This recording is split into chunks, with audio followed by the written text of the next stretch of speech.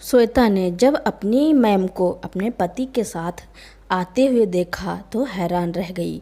उन्हें रह रहकर अपने बीते दिन याद आ रहे थे। किस तरह उनकी मैम आरती जी उन्हें हिंदी पढ़ाया करती थी। तब वह अपने पति से कहती है कि तुम्हें मेरी मैम कहाँ मिली, तो वह उन्हें सारी बात बताते हैं। चिलचिलाती धूप में हाथ में कटोरा लिए आरती जी बस अड्डे के बाहर आने जाने वालों के आगे हाथ फैलाकर भीख मांग रही हैं और फूट फूट कर रो रही हैं। कोई मुझे भीख में पैसे दे दो, मुझे आज इन पैसों की सख्त ज़रूरत है। अगर आज मुझे पैसे नहीं मिले तो मैं अपने पति का अंतिम संस्कार कैसे कर पाऊंगी। कल रात को ही वह हमें छोड़कर इस दुनिया से चले गए। उनके अंतिम संस्कार के लिए कुछ पैसे चाहिए। रो रो कर आरती जी सभी लोगों के आगे भीख मांग रही हैं कि कुछ पैसे इकट्ठे हो जाएं तो अपने पति का अंतिम संस्कार कर सकूं। दोपहर के 12 बज गए। आरती जी कटोरे के पैसे उठाकर देखती हैं तो उसमें तो मुश्किल से 2000 रुपये ही इकट्ठे हुए। इतने से पैसे में पति का अंतिम संस्कार नहीं होगा। अगर मैं अपने पति का अंतिम संस्कार नहीं कर पाई तो मुझे बड़ा पाप लगेगा। अब तो वह जैसे ही किसी भले आदमी को देखती उसके पैर में पड़ जाती। साहब कुछ पैसे दे दो, पति का अंतिम संस्कार करना है। कोई तो उन्हें झिटक कर चला जाता। ए बुढ़िया, मेरा पैर छोड़, ज़बरदस्ती पैर पकड़ा हुआ है। और अगर किसी को उन पर दया आ जाती तो 100-200 रुपये उनके कटोरे में डालकर चले जाते। आज आरती जी अपनी बेबसी पर आंसू बहा रही हैं कि मैं आज इतनी बेबस हो गई हूँ। अपनी आँखों के सामने पति को तड़प तड़प कर मरते हुए देखा है। हे भगवान, किसी भी पत्नी को इतना बेबस और मजबूर मत करना कि उसे यह दिन देखना पड़े। पिछले 15 दिनों से उनके पति की तबीयत बहुत ख़राब है। ना तो वह अपने पति का ठीक से इलाज करा पा रही हैं और ना ही 2 वक्त का खाना जुटा पा रही हैं, क्योंकि हालात ही कुछ ऐसे थे। पति को बीमारी की हालत में घर में अकेला छोड़कर जा नहीं सकती थी और घर के बाहर निकले बिना पैसे भी नहीं कमाए जा सकते। पापी पेट के लिए मेहनत तो करनी ही पड़ेगी। यह पापी पेट ना तो उम्र देखता है और ना ही बीमारी। हमें इसकी पूर्ति तो करनी ही पड़ती है। बस अड्डे की सीढ़ियों पर बैठी आरती जी सोचने लगती हैं कि किस तरह से एक ही शहर में बेटे बहू के होते हुए भी मैं सड़क पर झोपड़ी में रह रही हूँ। दूसरों के घर से खाना मांगकर खा रही हूँ। आसपास की कोठी वाले दया दिखाकर रात का बचा हुआ बासी खाना फेंकने की जगह या कुत्ते को डालने की जगह आरती जी को दे देते हैं। आरती जी उस बासी बचे हुए खाने को खुशी खुशी घर ले आई और दोनों पति पत्नी उसको खा लेते हैं। लेकिन कल अचानक पता नहीं मेरे पति आसाराम जी को क्या हुआ। बहुत तेज़ बुखार के साथ लगातार खांसी हो रही थी। वो भागती हुई अस्पताल गई तो वहाँ बिना पैसों के उन्हें भगा दिया गया। मेरे हाथ में एक भी पैसा नहीं था। पूरे दिन बुखार से तड़पते रहे तो 2 दिन से हम दोनों ने कुछ खाया भी नहीं था। भूख के मारे पेट में चूहे कूद रहे थे, लेकिन अपनी भूख की कहाँ, पति की बीमारी की ज़्यादा चिंता थी। जल्दी से मेरे पति ठीक हो जाएं, किसी तरह से हम दोनों अपना बुढ़ापा साथ में काट लेंगे। लेकिन शायद भगवान को हम दोनों का साथ रहना भी मंजूर नहीं था। पति की ऐसी हालत देखकर मैं घबरा गई कि अपने पति को पड़ोस में खड़े सब्जी के ठेले पर लिटाकर सरकारी अस्पताल की तरफ ले गई।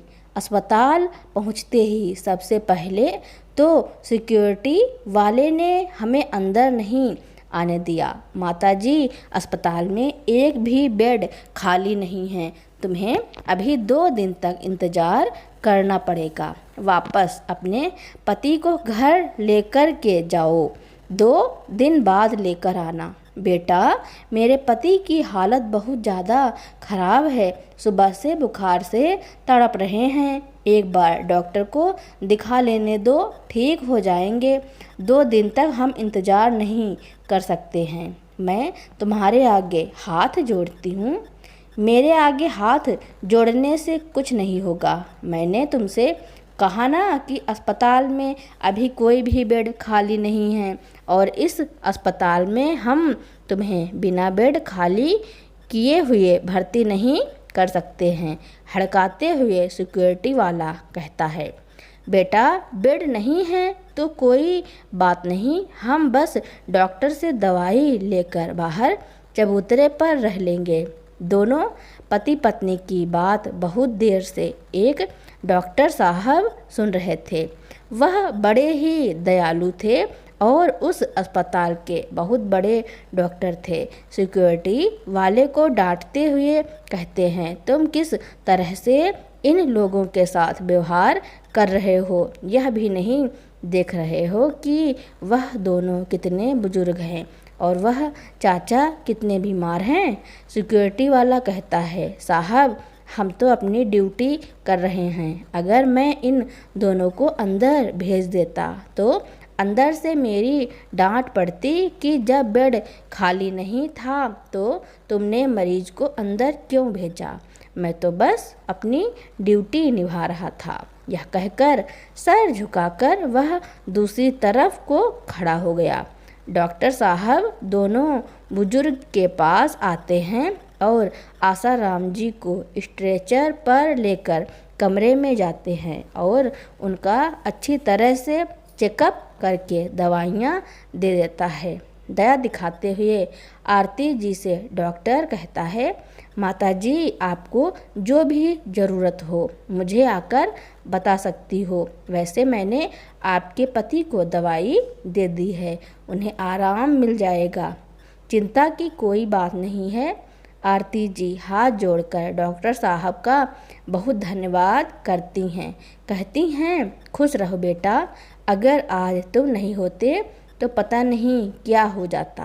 अरे माताजी, ऐसी बात करके आप मुझे शर्मिंदा मत करो, बीमार लोगों को देखना तो मेरा फ़र्ज है। डॉक्टर साहब दोनों की परिस्थितियों को समझ जाते हैं। अपने कमरे में रखे हुए फल और कुछ पैसे आरती जी के हाथ में दे देते हैं। आज आरती जी मना नहीं कर पाती हैं क्योंकि इस वक्त उन्हें खाने पीने की और कुछ पैसों की सख्त ज़रूरत थी, लेकिन वह फल और पैसों के बदले में वह डॉक्टर को ढेरों आशीर्वाद देती हैं। रात में शाम के समय आशा राम जी अपनी पत्नी आरती से कहते हैं, आरती, अब मुझे लग रहा है कि मेरे जाने का समय नज़दीक आ रहा है। मैं सोच रहा हूँ कि तुम अपने बेटे के पास चली जाओ। अगर मैं चला गया तो तुम अकेली कहाँ रहोगी, किस तरह से अपना गुजारा करोगी। आरती जी नाराज़ होती हुई कहती हैं, आप इस तरह की बातें क्यों कर रहे हो, आप कहीं नहीं जाएंगे। डॉक्टर साहब ने वैसे भी कहा है कि जल्दी ही ठीक हो जाओगे, और रही बात बेटे के घर जाने की, तो यह बात आप दोबारा मुझसे मत कहना। भूल गए, बेटे की वजह से ही हम दर दर की ठोकरें खा रहे हैं। सड़क के किनारे पॉलीथीन की झुग्गी झोपड़ी बनाकर रह रहे हैं, भीख मांगकर अपना पेट पाल रहे हैं। मैं पूरी ज़िंदगी भीख मांगकर अपना पेट पाल लूँगी और आपका इलाज करा लूँगी, लेकिन आत्मसम्मान दांव पर लगाकर बेटे बहू के घर वापस कभी नहीं जाऊंगी। बेटे बहू ने हमारे साथ जो व्यवहार किया था उसको मैं पूरी ज़िंदगी नहीं भूल सकती। दोनों ने हम दोनों को धक्के मारकर घर से निकाल दिया था। जब से घर से निकाला है एक बार भी हम दोनों को ढूंढने की कोशिश नहीं की है। रोज़ रोज़ बेटे बहू के हाथ अपना अपमान कराने से अच्छा है हम दोनों पति पत्नी आत्मसम्मान के साथ सड़क के किनारे भीख मांग कर रह लेंगे। आसाराम जी कहते हैं, आरती मैं तो तुम्हारे भले के लिए ही कह रहा था। अब मेरी भी बुढ़ापे की उम्र है, पता नहीं कब ऊपर चला जाऊं। इतना कहकर आशा राम जी कुछ समय के लिए सो जाते हैं, लेकिन अचानक से उनकी आंख खुलती है। उनके सीने में बहुत तेज से दर्द होता है। उन्हें हार्ट अटैक आ जाता है और अपनी पत्नी को इस दुनिया में अकेला छोड़कर चले जाते हैं। आरती जी अपने पति को इस दुनिया से जाते हुए देखती रह जाती हैं, फूट फूट कर रोती हैं। उनके कोई आंसू पोंछने वाला तक नहीं है। आसपास के गुजरने वाले लोग उनके रोने की आवाज़ सुनकर झुग्गी के पास जरूर आए, लेकिन देखकर वापस चले गए। सुबह आरती जी अपने पति का अंतिम संस्कार कराने के लिए झुग्गी में पैसे ढूंढती हैं, लेकिन पैसे नहीं मिलते हैं तो सबसे पहले सुबह के 7 बजे वह बेटे के घर भागती हैं, क्योंकि आज उनके पति के अंतिम संस्कार से ज़्यादा उनका आत्मसम्मान नहीं है। अपने आत्मसम्मान को छोड़कर वह बेटे के दरवाजे के पास पहुंच गई। बार बार दरवाज़ा पीट रही हैं। अंदर से एक सिक्योरिटी वाला आया और कहता है, क्या है, क्यों इतनी तेज़ से दरवाज़ा पीट रही हो? इधर तुमने बोर्ड नहीं पढ़ा है कि भिखारियों का घर में आना मना है, फिर भी मुंह उठाकर इस घर में भीख मांगने के लिए चले आते हो। निकल जाओ इस घर से। वह सिक्योरिटी वाले की बात नहीं सुनती हैं। दरवाज़ा खुला हुआ देखकर अंदर के दरवाजे तक पहुंच जाती हैं। देखा, बेटे के घर में हॉल में बहुत सारे लोग बैठे हुए हैं। आरती जी को ऐसा लग रहा है जैसे बहू के मायके के सभी लोग आए हों। सोफे पर बैठा हुआ बेटा माँ को घर के अंदर आते हुए जैसे ही देखता है, वह भागकर दरवाजे की तरफ आता है। कहीं ऐसा ना हो कि मेरे ससुराल वालों के सामने फटे हाल में यह बुढ़िया आ जाए और मुझे बेटा बेटा कहने लगे, तो मेरी क्या इज्जत रह जाएगी। हाथ पकड़कर बाहर के दरवाजे की तरफ आरती जी को करते हुए कहता है, माँ क्या बदतमीजी है। माँ, जब मैंने कहा कि मेरा तुम्हारा कोई रिश्ता नहीं है तो किस रिश्ते से तुम मेरे घर आई हो? मैंने तुम्हें धक्के मारकर इस घर से निकाल दिया था, फिर भी इस घर में वापस आ गई हो। कुछ तो शर्म लिहाज रखो। और इतनी सुबह सुबह घर में अंदर तक चली आ रही हो। सिक्योरिटी वाले ने क्या तुम्हें रोका नहीं? सिक्योरिटी वाले, इस बुढ़िया को अभी के अभी घर के बाहर निकाल कर फेंक दो। बेटा, तुम्हारे पिताजी इस दुनिया को छोड़कर चले गए हैं। उनके अंतिम संस्कार के लिए कुछ पैसों की ज़रूरत है। मुझे कुछ पैसे दे दो, उसके बाद चली जाऊंगी और दोबारा से तुम्हारे पास कभी पलट कर नहीं आऊंगी। बस कुछ पैसे दे दो। प्यारे लाल, तुमने सुना नहीं? बुढ़िया को उठाकर घर के दरवाजे के बाहर फेंक दो। आज हमारे घर में इतना शुभ दिन है और यह बुढ़िया ऐसी मनहूस खबरें सुनाने के लिए आई है और मुझे किसी के जीने मरने से कोई फ़र्क नहीं पड़ता है। आज हमारी शादी की दूसरी सालगिरह है। घर में मेहमान आए हुए हैं, तमाशा करने की ज़रूरत नहीं है। तभी अंदर से बहू भी निकल कर आई और अपने पति से कहती है, सुनो जी, जल्दी से नहाकर तैयार हो जाइए। आज हमारी शादी की सालगिरह है, हमें मंदिर जाना है। और हाँ, मंदिर में भिखारियों के लिए मैंने कुछ छुट्टे पैसे भी रख लिए हैं, सभी को बांटने पड़ेंगे। आखिर हमें उन भिखारियों का और गरीबों का आशीर्वाद तो लेना है। बेटा कहता है, नीलम, मंदिर जाकर भिखारियों को पैसा देने की क्या ज़रूरत है? जब भिखारी घर पर ही आ गए हैं तो हम घर में ही उनको पर पैसा लुटा देते हैं। इतना कहकर बेटा पत्नी के पर्स से छुट्टे पैसों को निकालकर माँ के ऊपर सिक्के फेंक कर कहता है, यह ले बुढ़िया, तेरी भी किस्मत अच्छी है, जा कर ले अपने पति का अंतिम संस्कार। बहू अंदर से एक कटोरा लेकर आई और आरती जी के हाथ में देकर बोली, ले बुढ़िया, जाकर सड़कों पर भीख मांग और अपने पति का अंतिम संस्कार करा ले। दोबारा से इस घर में मत आना, निकल जा इस घर से। अपमान का घूंट पीकर आरती जी बेटे से कहती हैं, बेटा, आज तुम्हारे पास पैसों की कोई कमी नहीं है और ना ही शान शौकत की, लेकिन तुम्हें अब माता पिता का आशीर्वाद कभी नहीं मिलेगा।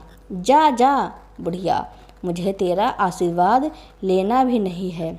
इतना कहकर धक्के मारकर बेटा बहू घर से बाहर निकाल देते हैं।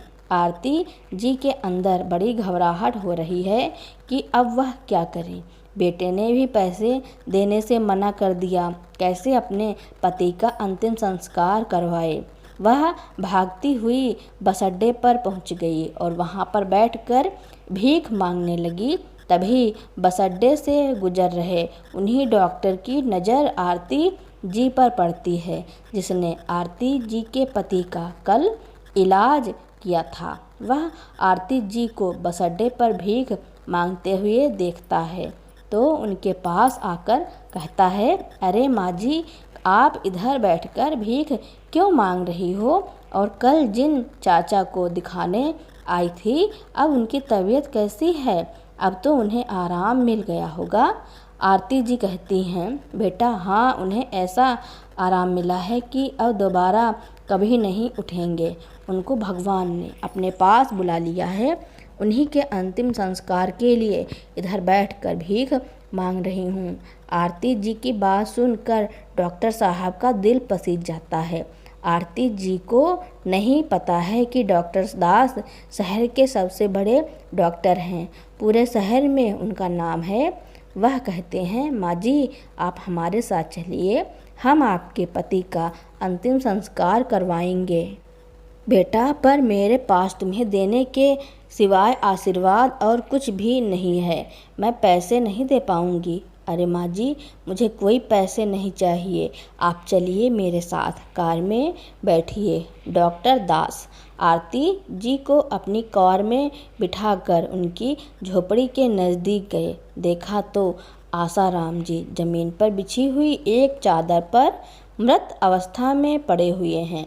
उनको बड़ी दया आती है। आशा राम जी का अंतिम संस्कार करने के बाद वह आरती जी से कहते हैं, ठीक है माँ जी, अब मैं चलता हूँ। अगर आपका कोई इस शहर में रहता हो तो चलो, मैं आपको छोड़ देता हूँ। बेटा, रहने को तो मेरी औलाद ही इस शहर में रहती है, पर अब मैं जीते जी उसकी शक्ल भी नहीं देखना चाहती। आज सुबह ही बेटे के पास उसके पिता के अंतिम संस्कार के लिए कुछ पैसे मांगने गई थी। पैसे देने तो दूर, उसने अपने पिता के अंतिम संस्कार में आना और उनसे आखिरी दर्शन करना भी जरूरी नहीं समझा। मुझे सिक्योरिटी वाले से अपने घर से धक्का मार के निकलवा दिया। ऐसे नालायक बेटे के घर तो क्या मैं उसकी शक्ल भी देखना नहीं चाहती। आरती जी की बात सुनकर डॉक्टर दास दंग रह जाते हैं। कहते हैं, फिर माँ जी, आप कहाँ रहेंगी? किस तरह से अपनी आगे की ज़िंदगी को काटेंगी? अब भगवान की मर्जी, वह जैसे रखेंगे रह लेंगे। चलो तो मैं आपको आपकी झुग्गी में ही छोड़ देता हूँ। नहीं, अब मैं उस झोपड़ी में भी नहीं जाऊँगी। मेरे पति के बिना मुझे उधर अच्छा नहीं लगेगा। एक काम करो माँ जी, मुझे आपकी भी तबीयत ठीक नहीं लग रही है। आज आप मेरे घर चलो, जब आपकी तबीयत ठीक हो जाएगी उसके बाद अपना कोई ठिकाना ढूंढ लेना। डॉक्टर दास जिद करके आरती जी को अपने घर ले जाते हैं।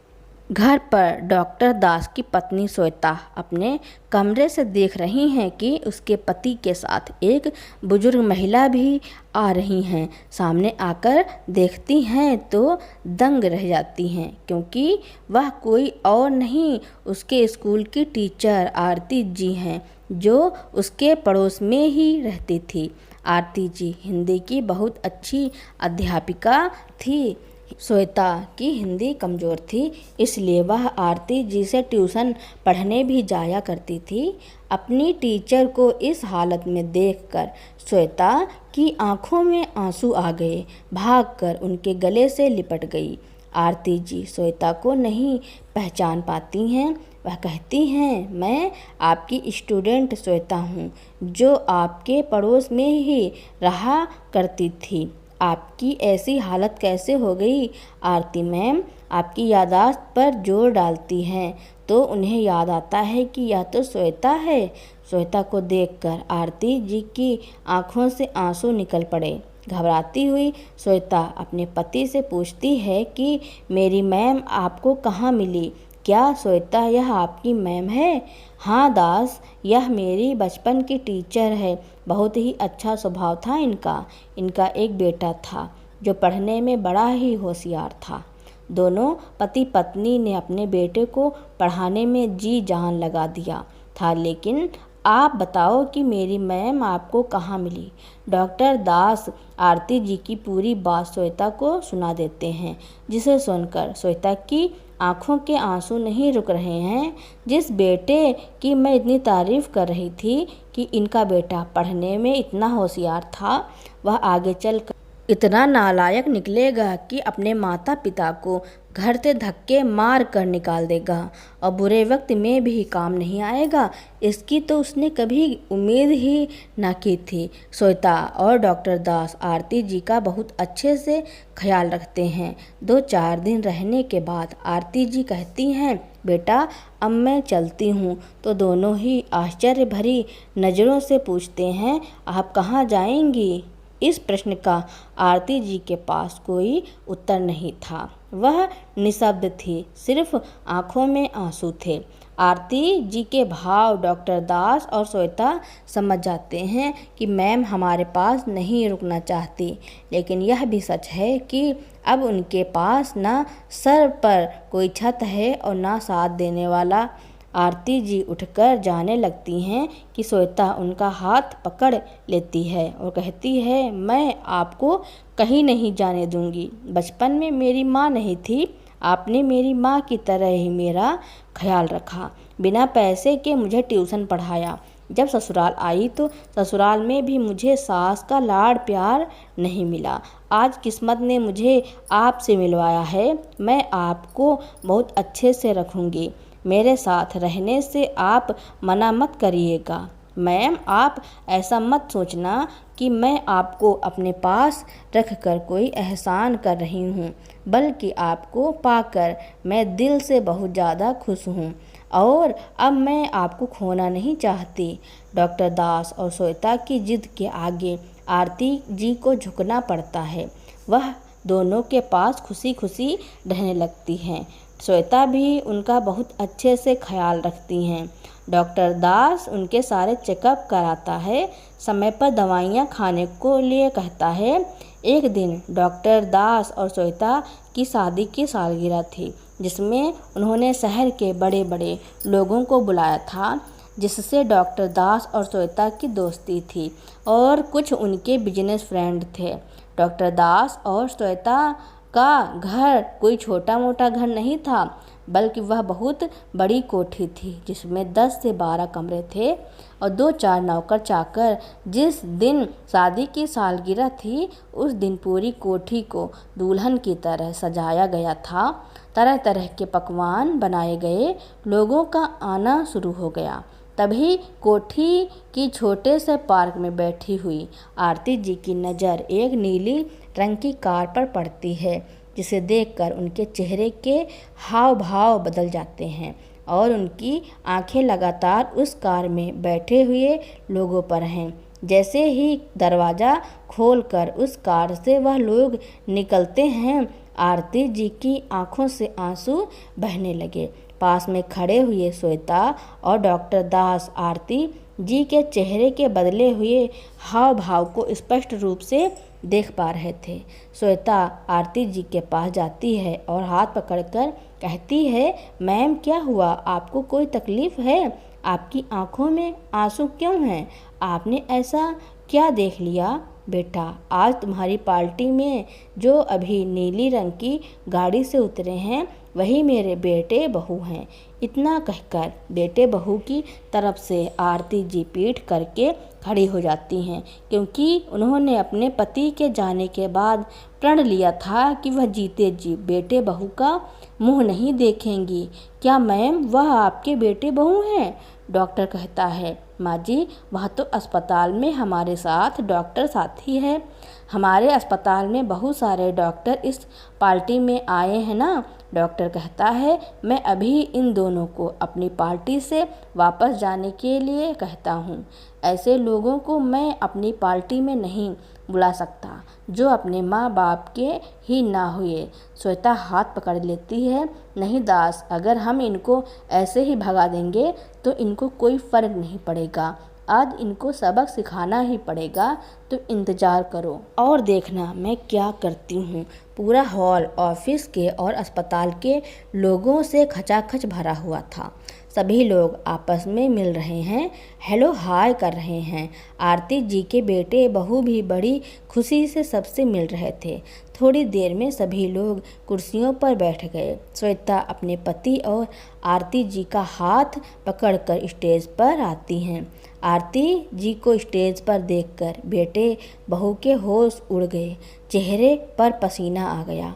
श्वेता हाथ में माइक लेकर कहती है, आज मैं आपको अपनी मैम के बारे में बताना चाहती हूँ। वह सभी को अपनी मैम की कहानी सुनाती है और उनके बेटे बहू की निर्दयता की कहानी सबको सुना देती है, जिसे सुनकर कुर्सी पर बैठे हुए सभी लोग कहने लगते हैं, कितने बेरहम बेटे बहू थे जिन्होंने आरती जी के साथ ऐसा किया। ऐसे बेटे बहू को तो जेल में होना चाहिए। धिक्कार है ऐसे निर्दयी बेटे बहू पर। चारों तरफ से थू थू होने लगती है। श्वेता की बातें सुनकर बेटे बहू की धड़कन बढ़ गई। तभी श्वेता कहती है, क्या आप लोग उनके बेटे बहू से मिलना चाहोगे? वह भी आप लोगों के साथ इसी हॉल में बैठे हुए हैं। श्वेता की बात सुनकर इस बार सभी लोग आश्चर्य से एक दूसरे की तरफ देखने लगते हैं कि वो बेटा बहू कौन है। तभी श्वेता उन लोगों का नाम लेकर संबोधित करती है कि आरती जी के बेटे बहू हमारे ही अस्पताल के जाने माने डॉक्टर आकाश और उनकी पत्नी नीलम हैं। सभी लोग अपने पैरों के जूते चप्पल उतारकर उनकी तरफ फेंकने लगते हैं और चिल्लाने लगते हैं, ऐसे बेटे बहू को निकालो इस हॉल से। उन्हें इस हॉल में बैठने का हक नहीं है। इन्हें तो पुलिस के हवाले कर देना चाहिए। धिक्कार है ऐसे बेटे बहू पर जो अपने माँ बाप के किए को भूल जाते हैं और आके जाकर शान शौकत में खो जाते हैं। सभी लोग जूते चप्पल मार मार कर बेटे बहू को हॉल के बाहर निकाल देते हैं। कुछ लोग गुस्से में उनके कार के कांच भी तोड़ देते हैं। दोनों अपनी जान बचाकर ऐसे भागते हैं कि पूछो ही मत। थोड़ी थोड़ी देर बाद श्वेता आरती जी का हाथ पकड़कर केक कटवाती है और उन्हें पूरी ज़िंदगी अपने साथ बड़े प्यार से रखती है। दूसरे दिन हॉस्पिटल पहुंचने पर सभी डॉक्टर एक साथ कहते हैं कि आकाश जैसे डॉक्टर को नौकरी पर नहीं रखना चाहिए। उसे तत्काल नौकरी से निकाल दो। जो अपने माँ बाप का ना हुआ वह दूसरों की क्या सहायता करेगा। और आकाश को नौकरी से निकाल दिया जाता है। अब आकाश के बुरे दिन शुरू हो जाते हैं। एक तो उनकी नौकरी चली जाती है, दूसरे उन्होंने जो बंगला लिया था उसकी किस्त भी भरनी बाकी थी। कुछ समय बाद उन्हें वह बंगला भी छोड़कर जाना पड़ा। अब आकाश और नीलम दोनों किराए के मकान में रह रहे हैं। दोनों अपने किए पर पछता रहे हैं कि उन्होंने भगवान समान माँ बाबूजी के साथ जो बुरा बर्ताव किया, उन्हें घर से निकाल कर उनकी बद्दुआ भी ली है। इसी कारण यह सब हो रहा है, लेकिन अब पछताने से कोई फ़ायदा नहीं।